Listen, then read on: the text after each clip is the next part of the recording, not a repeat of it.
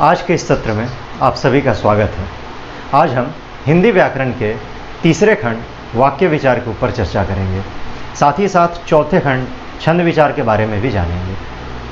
परंतु इससे पहले हम बात करते हैं हिंदी भाषा की। जैसा कि हमने पहले जाना था, हिंदी जो है वो हमारे देश की राष्ट्रभाषा है, साथ ही साथ वो हमारी राजभाषा भी है। तो आज हम इससे जुड़े कुछ और तथ्य भी जानते हैं। हिंदी जो है वो हमारे देश की राष्ट्रभाषा है। किसी भी देश की राष्ट्रभाषा इस बात से तय की जाती है कि वहाँ पे अत्यधिक लोग कौन सी भाषा को लिखते पढ़ते व समझते हैं। हमारे देश में हिंदी भाषा का प्रचलन है। यह एक बड़ी जनसंख्या के द्वारा बोली एवं समझी जाती है। इस कारण हिंदी जो है वो हमारी राष्ट्रभाषा है। पर राजभाषा क्या होता है? राजभाषा को अंग्रेजी में हम ऑफिशियल लैंग्वेज के नाम से जानते हैं। यानी कोई भी सरकारी कामकाज वो किस भाषा में होगा, कोई भी सरकारी कार्य जो है उसके लिए कौन से भाषा का इस्तेमाल किया जाएगा, सारे सरकारी कागज़ कौन से भाषा में लिखे जाएंगे। तो इससे जुड़ा एक अधिनियम पास किया गया 14 सितंबर 1949, 14 सितंबर 1949। इस दिन यह तय किया गया कि हिंदी जो है वो हमारे देश की राजभाषा होगी, यानी लैंग्वेज जो है वो ऑफिशियल लैंग्वेज होगी। इस अधिनियम के साथ साथ यह भी तय किया गया कि हर 5 वर्षों के बाद राष्ट्रपति के पास यह अधिकार होगा कि वह राजभाषा कानून में बदलाव कर सके। साथ ही साथ हर 10 साल पर वह एक राजभाषा आयोग का गठन भी कर सकते हैं। तो हमारे देश के कई राष्ट्रपतियों ने राजभाषा आयोग का गठन किया। उस आयोग ने जो सुझाव दिए उसके अनुसार कई बदलाव भी हुए। तो हमारे देश में राजभाषा को लेकर के आयोग द्वारा दिए गए सुझावों के आधार पर कई अधिनियम बनाए गए।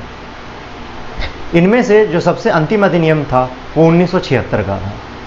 1976 में जो आयोग था उसने राष्ट्रपति को यह सुझाव दिया कि भारत के सभी राज्यों में हिंदी नहीं बोली व समझी जाती है, तो ऑफिशियल लैंग्वेज जो है यानी राजभाषा जो है वो उस हिसाब से बंटवारा कर दिया जाए। तो 3 वर्ग बनाए गए। राज्यों के अंदर बोले जाने वाली भाषाओं के आधार पर 3 वर्ग बनाए गए। क वर्ग में राजभाषा आज भी हिंदी है। ख वर्ग में हिंदी और उस राज्य की जो लोकल भाषा है उसे भी शामिल किया गया राजभाषा में। और ग वर्ग जो तीसरा वर्ग बना उसके अंतर्गत अंग्रेजी को ऑफिशियल लैंग्वेज रखा गया, यानी अंग्रेजी को राजभाषा रखा गया। तो क वर्ग में वैसे राज्य आते हैं जहाँ हिंदी बोली जाती है, जैसे उत्तर प्रदेश, बिहार, राजस्थान, हरियाणा, दिल्ली, मध्य प्रदेश। ये ऐसे राज्य हैं जहाँ हिंदी बोली व समझी जाती है बड़े पैमाने पर। तो ये क वर्ग में आते हैं। यहाँ आज भी राजभाषा हिंदी है, ऑफिशियल लैंग्वेज हिंदी है। दूसरे कैटेगरी में, दूसरे वर्ग में वैसे राज्य आते हैं जैसे कि पंजाब, महाराष्ट्र। ऐसे राज्यों में हिंदी के साथ साथ वहाँ के लोकल लैंग्वेज को भी राजभाषा दिया गया है। और तीसरा वर्ग आता है जिसमें है बंगाल, उत्तर पूर्वी के हमारे राज्य यानी असम, अरुणाचल प्रदेश, मेघालय, मिजोरम इत्यादि, और साथ ही साथ हमारे दक्षिण भारत के राज्य जहाँ द्रविड़ भाषा बोली जाती है। तो 3 वर्ग बने। क वर्ग का राजभाषा आज भी हिंदी है।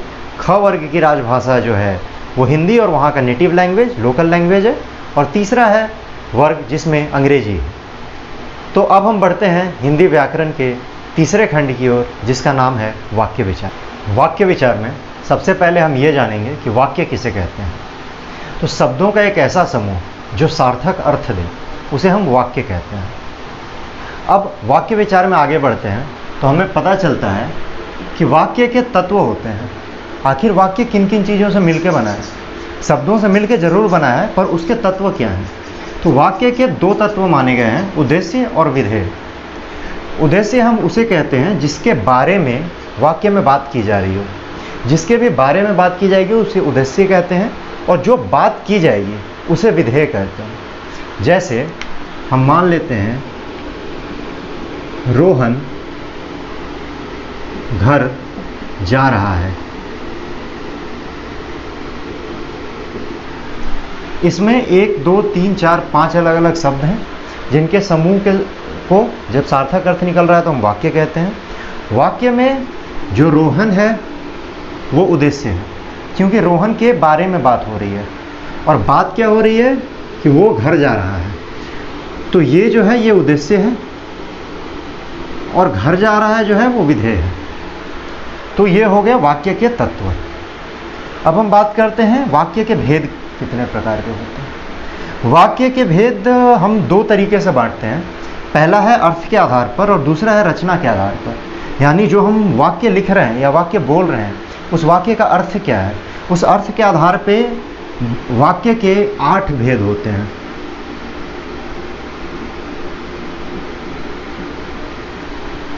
वहीं रचना के आधार पर वाक्य के 3 भेद होते हैं। इन भेदों को अब हम संक्षिप्त रूप में पढ़ेंगे। अब आते हैं हम वाक्य विचार के भेद के ऊपर, जिसमें पहले तरीके का भेद है अर्थ के आधार पर। यानी अर्थ के आधार पर वाक्य के 8 भेद होते हैं, जिसमें पहला है विधानवाचक वाक्य। तो एक ऐसा वाक्य जिसके अर्थ में या ऐसा वाक्य जिसे पढ़ के हमें जो है जानकारी प्राप्त हो, उसे हम विधानवाचक वाक्य कहते हैं। जैसे कि हम भारत देश में रहते हैं या भारत एक देश है, एक देश है। यह एक ऐसा वाक्य है जिससे हमें एक जानकारी प्राप्त हो रही है, तो इसे हम विधानवाचक वाक्य कहते हैं। अगला है निषेधवाचक वाक्य। एक ऐसा वाक्य जिसको पढ़ के किसी काम के न होने का बोध हो, कार्य को पूरा होने का बोध न हो, उसे हम निषेधवाचक वाक्य कहते हैं। जैसे आज मैंने पढ़ाई नहीं की।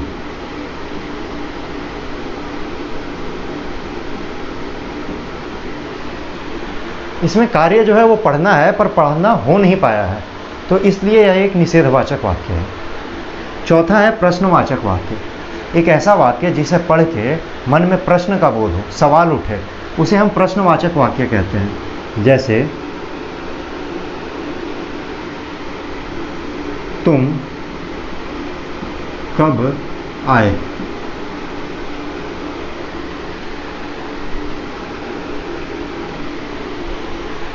यह एक प्रश्नवाचक वाक्य है। प्रश्नवाचक वाक्य के अंत में प्रश्न चिन्ह भी लगता है। अगला है आज्ञावाचक वाक्य। कोई भी ऐसा वाक्य जिसको पढ़ के आज्ञा का बोध हो या फिर किसी प्रार्थना का बोध हो, उसे हम आज्ञावाचक वाक्य कहते हैं। जैसे मान लीजिए शांत रहो, यह एक आज्ञावाचक है। इसमें आज्ञा दिया जा रहा है शांत रहने के लिए। वहीं अगर ये लिख दिया जाए कि कृपया शांत रहें, तो यहाँ शांत रहने के लिए प्रार्थना किया जा रहा है। तो इन दोनों ही केसेस में जो वाक्य है उसे हम आज्ञावाचक वाक्य कहते हैं। अगला है विस्मयादि बोधक वाक्य। तो कोई भी ऐसा वाक्य जिसको पढ़ने के बाद गहरी अनुभूति का बोध हो। गहरी अनुभूति का मतलब होता है हमारे मन के अंदर जितनी भावनाएं हैं वो गहरे तरीके से प्रकट हों, उसे हम विस्मयादि बोधक वाक्य कहते हैं। इसमें जो है विस्मयादि सूचक शब्द भी लगाए जाते हैं। जैसे वाह क्या खूबसूरत तस्वीर है, देख करके खुशी हुई, मन को प्रसन्नता मिली। उसी प्रकार किसी के मृत्यु पर अफसोस होता है। ये सारे वाक्य विस्मयादि बोधक वाक्य कहलाते हैं। उदाहरण के लिए हम लिख लेते हैं, आह क्या खूबसूरत तस्वीर है। उसके बाद आता है इच्छावाचक वाक्य। एक ऐसा वाक्य जिसको पढ़ने के बाद हमारे मन में या वाक्य को पढ़ते हुए एक इच्छा का बोध हो, इच्छा या फिर आकांक्षा या फिर आशीर्वाद का बोध हो, उसे हम इच्छावाचक वाक्य कहते हैं। जैसे आपका दिन अच्छा बीते, 9 वर्ष मंगलमय हो, जन्मदिवस की हार्दिक बधाइयाँ, ईश्वर आपको लंबी उम्र दे। ये सारे उदाहरण जो हैं इसमें इच्छा है, या तो आशीर्वाद है, या तो आकांक्षा है।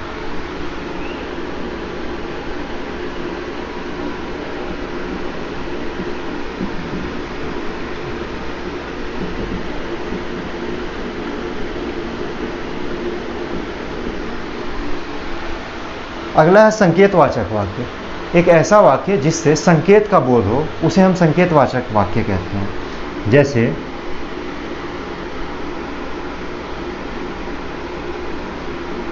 यहाँ से सीधा जाकर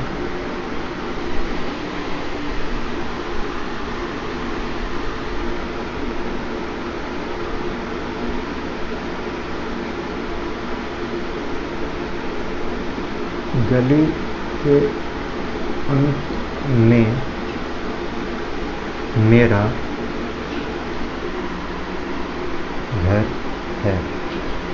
यह एक संकेतवाचक वाक्य है।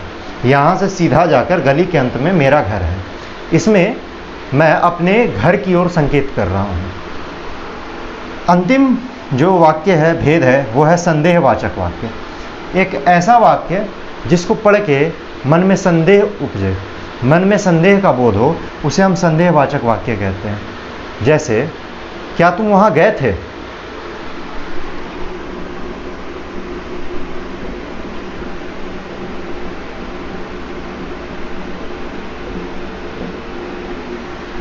संदेहवाचक वाक्य एक प्रकार का प्रश्नवाचक वाक्य है, परंतु प्रश्नवाचक वाक्य में केवल प्रश्न पूछा जाता है, वहीं संदेहवाचक वाक्य में संदेह का बोध होता है, वहाँ गया था या नहीं गया था, मन में ये दुविधा रहती है, तो उसे हम संदेहवाचक वाक्य कहते हैं। इस प्रकार हमारा अर्थ के आधार पर 8 भेद का संक्षिप्त विवरण ये रहा। आगे हम रचना के आधार पर भेदों को पढ़ते हैं।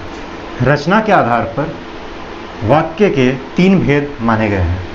पहला सरल वाक्य, दूसरा संयुक्त वाक्य, तीसरा मिश्र वाक्य या मिश्रित वाक्य। अब सरल वाक्य हम वैसे वाक्यों को कहते हैं जिसमें केवल एक विधेय हो, यानी उस वाक्य में केवल किसी एक काम के होने का बोध हो रहा हो, उसे हम सरल वाक्य कहते हैं। जैसे,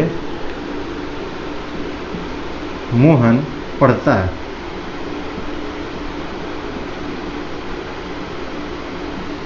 इस वाक्य में एक उद्देश्य है मोहन और एक विधेय है पढ़ता है। अब हम आते हैं संयुक्त वाक्य की ओर। संयुक्त वाक्य वैसे वाक्य को कहते हैं जिसमें एक से अधिक, 2 या 2 से अधिक सरल वाक्यों का समावेश हो, और ये सरल वाक्य जो हैं वो समुच्चय बोधक अव्ययों से जुड़े हुए हैं। समुच्चय बोधक शब्द हमने पहले पढ़े थे, जिसमें और, किंतु, परंतु, तथा, अथवा, व, जैसे, वैसे ऐसे शब्दों का उपयोग होता है। इन सभी शब्दों के माध्यम से जब 2 सरल वाक्यों को जोड़ा जाता है तो उसे संयुक्त वाक्य कहते हैं। जैसे, मोहन सुबह उठता है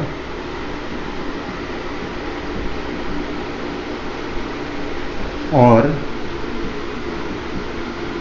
खेलने जाता है।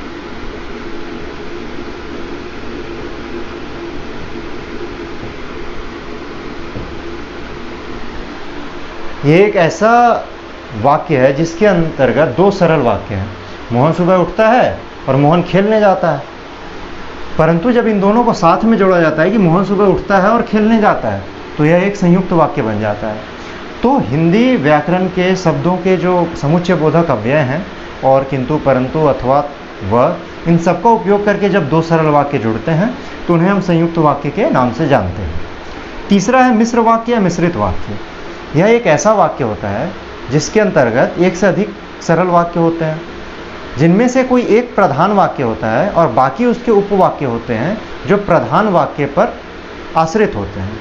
आसान भाषा में एक मेन लाइन होता है, एक मेन वाक्य होता है, उसके बाद जो है बाकी के वाक्य उसी पर डिपेंडेंट होते हैं। अगर वो वाक्य नहीं होगा तो आगे के वाक्य नहीं होंगे। जैसे कि अगर आप मेहनत करोगे तो आप सफल होगे।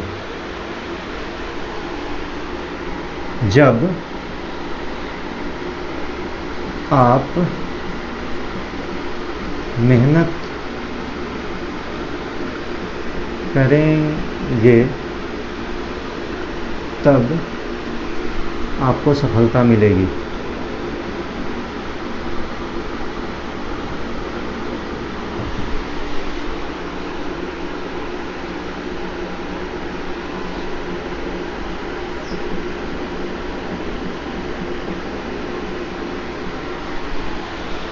तो इसमें जो मेन वाक्य है, जब आप मेहनत करेंगे तभी आपको सफलता मिलेगी। तो ऐसे शब्द जब, तब, ज्यों, त्यों, जो, तो, ऐसे शब्दों का उपयोग करके, जब ऐसे पेयर्स का उपयोग करके हम ये कोई वाक्य बनाते हैं तो वो मिश्रित वाक्य कहलाते हैं। जैसे ये वाक्य, मोहन सुबह उठता है और खेलने जाता है, यह एक संयुक्त वाक्य है। परंतु अगर हमने लिख दिया कि मोहन ज्यों ही सुबह उठता है त्यों ही खेलने चला जाता है, या मोहन ज्यों ही मोहन उठता है वह खेलने चला जाता है, तो यह एक मिश्र वाक्य बन जाएगा। क्योंकि जो दूसरा वाक्य है वो पहले पे डिपेंडेंट हो जा रहा है, वो आश्रित हो जा रहा है। तो ऐसे मिश्रित वाक्यों को पहचानने के लिए इस तरीके के पेयर्स को ढूंढना पड़ता है। ज्यों त्यों, जब तब, जो तो, अगर इन शब्दों का उपयोग है तो वो वाक्य मिश्रित वाक्य कहलाएगा। वाक्य के भेदों के बाद जो रचना के आधार पर और अर्थ के आधार पर किए जाते हैं, इसका विभाजन जो है वो काल के आधार पर भी किया जा सकता है।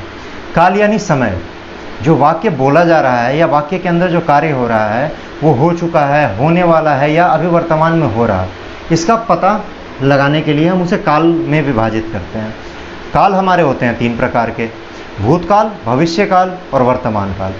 भूतकाल यानी वो समय जो बीत चुका है, भविष्यकाल यानी वो समय जो आने वाला है, और वर्तमान काल यानी वो समय जो अभी चल रहा है। तो कोई भी वाक्य वो कौन से काल में है, इसका पता लगाने के लिए हमें उस वाक्य को पढ़ना पड़ेगा।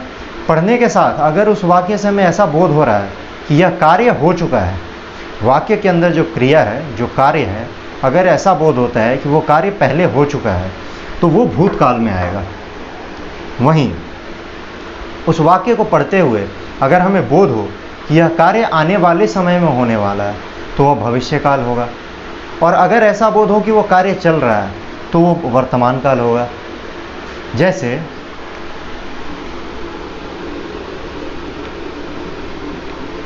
मोहन पढ़ाई कर रहा था, ये जो है भूतकाल है। यानी जब हम मोहन के घर गए थे या मोहन से मिले थे या मोहन के बारे में बात हुई थी, तो ऐसा था कि मोहन उस वक्त पढ़ाई कर रहा था। इस वाक्य से ऐसा ज्ञात होता है कि मोहन तब पढ़ रहा था, अब पढ़ रहा है या नहीं पता नहीं। वहीं भविष्य काल में यही हम लिखेंगे कि मोहन पढ़ाई कर रहा होगा। यानी अभी हमें पता नहीं है कि वो क्या कर रहा है, हो सकता है वो पढ़ रहा होगा। जब हम उसके घर जाएंगे, उससे मिलेंगे, तो वो पढ़ रहा होगा, या अभी वो पढ़ रहा हो, हमें अभी पता नहीं है। ये भविष्य की बात है, आने वाले समय में पता लगेगा, तो वो भविष्य काल। वहीं इसी वाक्य को हम वर्तमान काल में इस प्रकार लिख सकते हैं कि मोहन पढ़ाई कर रहा है। यानी ये इसी वक्त में कार्य हो रहा है, ये इसी समय में कार्य चल रहा है, तो वो वर्तमान काल में आएगा। इन तीनों ही काल के जो 3 भेद हैं, उसके अन्य उपभेद हैं। उन उपभेदों के बारे में हम आगे के वीडियोस में जानेंगे। तो आज के लिए वाक्य विचार यहीं पे समाप्त होता है। तो जैसा कि वाक्य विचार में हमने जाना कि व्याकरण के कितने अलग अलग तत्व हैं, इसके बाद आता है चौथा खंड, जिसे हम छंद विचार के नाम से जानते हैं। छंद विचार के अंतर्गत हम लोग वाक्य को जोड़ करके उसे साहित्यिक रूप कैसे दिया जाता है, इसके बारे में पढ़ेंगे। इसके अंतर्गत हमें छंद के कई भेद पढ़ने होंगे। हालांकि इसकी अभी हमें आवश्यकता नहीं है, तो इसे हम बाद में करेंगे। परंतु छंद हम उसे कहते हैं वैसे वाक्य जब ढेर सारे वाक्य एक साथ आएँ और एक सार्थक अर्थ दें, एक लयबद्ध अर्थ दें, तो हम उसे छंद कहते हैं। अगर केवल छंद की परिभाषा जाननी हो, तो छंद जो होता है वो एक काव्य होता है, एक ऐसा काव्य रूप जिसमें वाक्य और वर्णों को मिला करके लयबद्धता दी जाए, उसे छंद कहते हैं। वहीं छंद विचार के अंतर्गत वो सारे गद्य, पद्य व लेखन शैलियाँ आती हैं जो कि हमारी साहित्य कहलाते हैं, जिसके अंतर्गत निबंध आते हैं, कहानियाँ आती हैं, कविताएँ आती हैं। इसके बारे में हम आगे जानेंगे। शुक्रिया।